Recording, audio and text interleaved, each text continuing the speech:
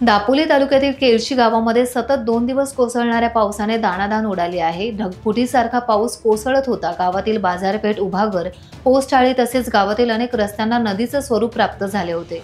गल्लीबोळातून रस्त्यावरून नदीसारखे पाणी वाहत होते। असा प्रकार लोकांनी पहिल्यांदाच पाहिला। रस्त्यावर पाणी आल्याने वाहतूक बंद झाली आणि रस्ते सुनसान पडले।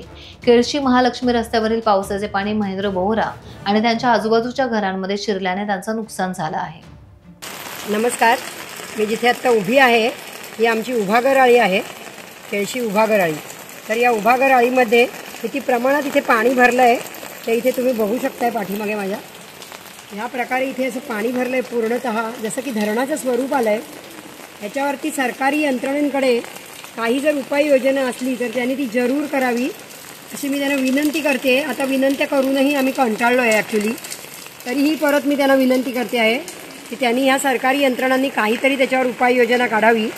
जर त्यांना शक्य असेल तर जरूर ती उपाययोजना काढावी, कारण पावसाळा निघून जातो आणि संपूर्ण पावसाळा संपल्यानंतर त्यांच्या हे लक्षातही राहत नाही की इथे पुन्हा इतकं पाणी भरतं।